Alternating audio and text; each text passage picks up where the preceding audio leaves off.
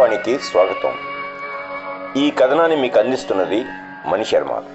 YCP అధికారంలోకి వస్తే జగన్ విశాఖ నుంచి ప్రమాణ స్వీకారం చేస్తారు. ఆ విషయం ఎన్నికల ప్రచారంలో జగన్ చెబుతూ వచ్చారు. ఇప్పుడు ఆయన పార్టీ నేతలు అదే చెప్తున్నారు. వైసీపీ విషయంలో ఖచ్చితంగానే ఉంది, అధికారంలోకి వస్తున్నామని కూడా జోస్యం చెప్తోంది. వైసీపీ సంగతి అలా ఉంచితే టీడీపీ విషయం ఏమిటి అన్న చర్చ సాగుతోంది. అనూహ్య ఫలితాలు వస్తాయని చంద్రబాబు చెప్తున్నారు. కూటమి నేతలు అయితే జూన్ 4న పండుగ చేసుకుందామని ప్రకటిస్తున్నారు. కానీ టీడీపీ ఎప్పుడు ఎక్కడ ప్రమాణం చేస్తుంది అన్నది చెప్పడం లేదు. 2014లో చంద్రబాబు జూన్ 8న ప్రమాణం చేశారు. ఆనాడు ఆయన గుంటూరు జిల్లాలో ప్రమాణ స్వీకారం చేశారు.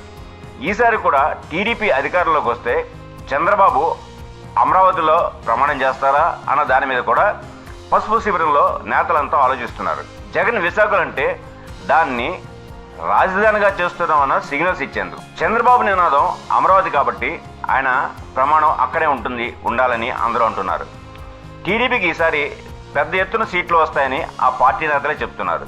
తెలుగుదేశం పార్టీ కూటమి 2014లో పోటీ చేస్తే 106 సీట్లు సాధించింది. ఈసారి బలమైన వేవ్ ఉంది కాబట్టి 140 సీట్లు తగ్గవని కూటమి నేతలు అంచనా వేస్తున్నారు. బీజేపీకి ఇచ్చిన సీట్లలో కూడా సగం దాకా గెలుస్తాయని, అలాగే జనసేన సీట్లు 15 కంటే ఎక్కువే తప్ప తగ్గవని అంచనా కడుతున్నారు. ఇవన్నీ కలిపితే 140కి పైగా దాటిపోతాయని లెక్కలు వేసుకుంటున్నారు.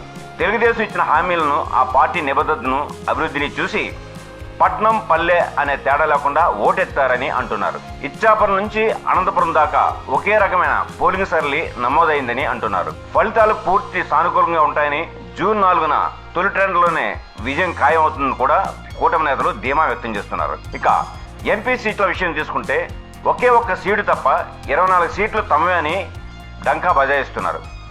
ఆ ఒక్క ఎంపీ సీటు ఎక్కడో ఏమిటో చెప్పడం లేదు.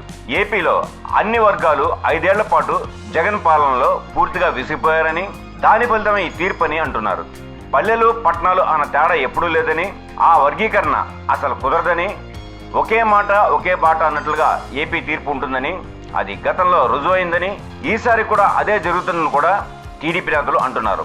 మొత్తం మీద చూస్తే చంద్రబాబు ప్రమాణ స్వీకారం ఎప్పుడు అంటే కేంద్రంలో మోడీ ప్రధానిగా ప్రమాణం చేశాక ఆయన్ని ముఖ్య అతిథిగా తీసుకొచ్చి తాము ప్రమాణ స్వీకారం చేస్తారని టీడీపీ నేతలు అంటున్నారు.